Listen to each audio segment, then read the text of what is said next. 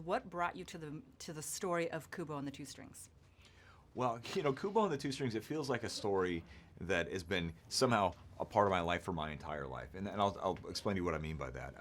The actual story we've been developing for about 5 years. We started when we were working on Paranorman, and the original idea came from our brilliant character designer, Shannon Tyndall. And even at its early state, even this most raw, kind of reductive state, it was this sweeping samurai epic told in stop motion. That was something that was really cool. It was something that we hadn't really seen before.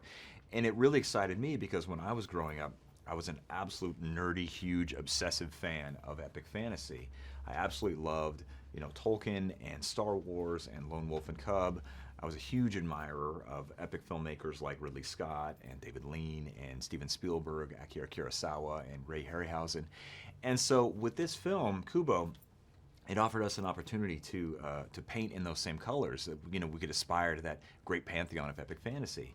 And what's more for me, when I was a kid, right at the same time that I was falling in love with animation and with fantasy stories, I took my first trip to Japan.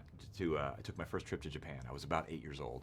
I went with my dad, and I'd never seen anything like it. I grew up in Oregon, and so to go to Japan 30 some odd years ago, it was like a revelation. It was otherworldly. There was something about the culture and the architecture and the art and the style of dress and the music and the food and the movies and the TV shows and the comic books. It was unlike anything that I'd ever experienced before, and I was completely in its thrall. And that began a lifelong love affair with this beautiful, vital, transcendent art of this great culture. And so with Kubo, it offered me specifically an opportunity to take all these things that I've loved deeply since I was a kid and put it into this one movie. What's more, as you're developing these things, you start to find connections with your own life. And there's this great quote from the great filmmaker Zhang Yimou, who said, "Every boy wants either a train set or to make a martial arts movie." And I never had a train set. So there you go. That's the kind of kid I was. And as you're developing these things, you start to find connections with your own life. And I definitely saw a ton of myself in Kubo and his story. Well, that's awesome. Well, not only is it like this great samurai epic with these great monsters and battles, but you also have some really fun family-friendly themes in there. Can you talk about that?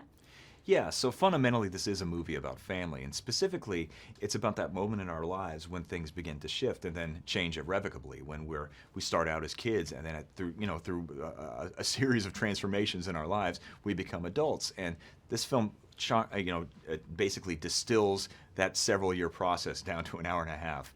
And for me as a father to 3 kids, I see it with my own kids. My oldest son is 15, my daughter's 13, God help me, and my youngest son is 3. And so to see them going through that same journey that I experienced when I was a kid and to reflect on it from the kinds of things that I did, it was an opportunity for me to pour some of those observations and that perspective into this film, because crossing that Rubicon from childhood to adulthood, it doesn't come without a cost. I mean, there's joy that comes with it. There's a great many things that are gained in the process, but we do leave some things behind, and that's what this film explores. Oh, that's so exciting. Okay, now this is your directorial debut. How is it to have these amazing just actors voice these characters in your film?